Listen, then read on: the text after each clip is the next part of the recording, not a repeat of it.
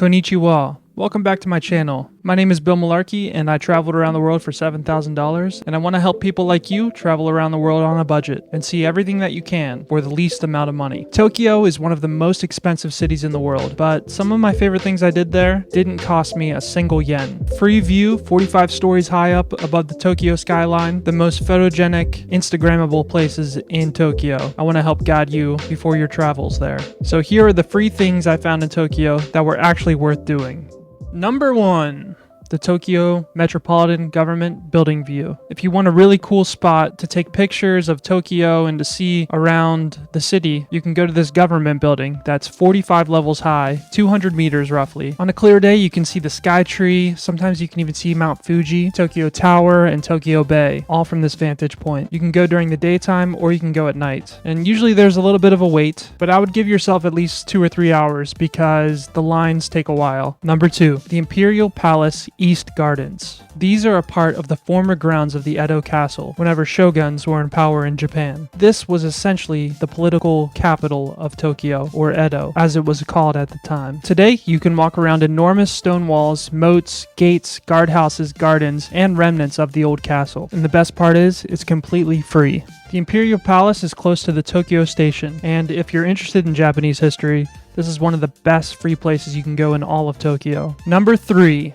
Shinjuku at night. This is a very Instagrammable place and great for photography. With all the neon lights, it's very aesthetic.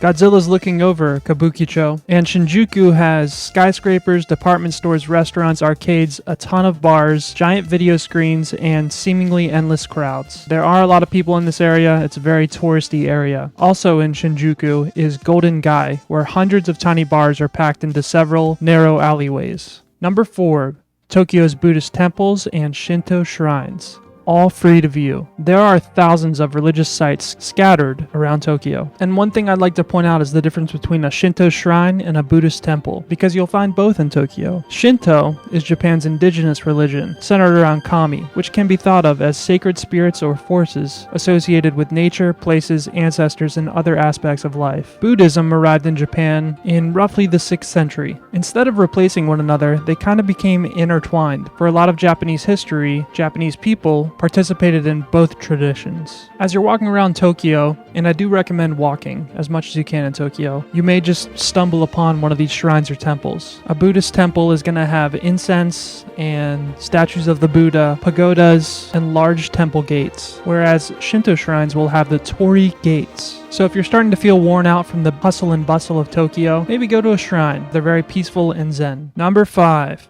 Ueno Park. This is kind of like the Central Park of Tokyo. You can spend hours there just walking around and appreciating the beauty of the nature. There are some museums in this area if you have a couple yen to spare, and I highly recommend the Tokyo National Museum in this area. At Ueno Park, you have museums, temples, shrines, ponds, statues, street performers, and walking trails. And there's also the Tokyo Zoo, all located within the same district. From late March to early April, Ueno Park is famous for its beautiful cherry blossom trees. It's a very photogenic park because you have the nature and then you have these huge skyscrapers in the background. So if you want one Tokyo neighborhood that combines nature, history, religion, museums, street life, and food, Ueno is a very good pick. Number 6, the Shibuya Scramble Crossing. You knew it, I had to have it on the list. And this is one of the most tourist spots in all of Tokyo. But as a tourist, you want to see it once. This is probably the most famous crosswalk in the world. At night, all of the screens and buildings are illuminated, making it very Instagrammable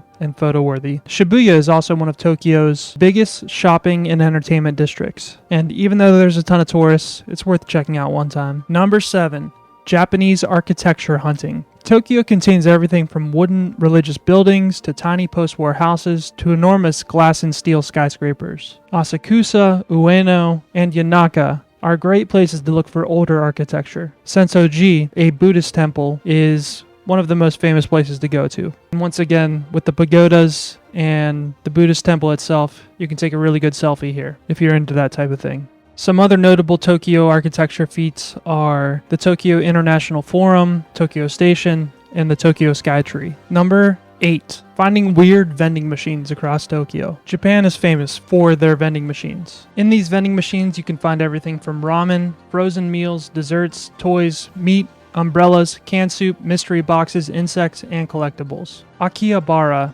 is one of the best neighborhoods and districts to try and find unusual vending machines. Number 9. Finding tiny bars and restaurants. I loved how restaurants and bars in Tokyo could take advantage of a very small space and make a business there. You can find restaurants and bars squeezed underneath train tracks, behind alleys, inside basements, and several stories up a very skinny building, and it's kind of fun to just walk and find these places.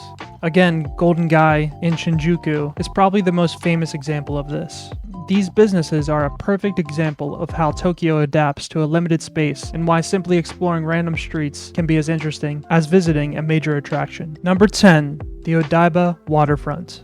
This is a great place to go if you want wide open views and a break from the dense city streets of Tokyo. Odaiba is a man-made island in Tokyo Bay, and the waterfront gives you excellent views of the Rainbow Bridge, the Tokyo skyline, passing boats, and the bay itself. One of the most recognizable sights here is the Statue of Liberty replica, which is another good photo spot with the Rainbow Bridge in the background. This area is a lot different than Shinjuku or Shibuya because it's much more open, modern, and relaxed. So that's it. These are 10 recommended places to go to in Tokyo if you want to walk around and see the sights without spending any money. You can easily spend a day or 2 or 3 picking a neighborhood, start walking, and you'll probably run into several of these in the same day. If you've been to Tokyo or you live in Tokyo, leave in the comments some other suggestions. We'd love to have a conversation about other free and fun things to do in Tokyo because a lot of people want to visit there. As always, thank you very much for watching this video and for leaving a like and subscribing to my channel. And actually wrote this book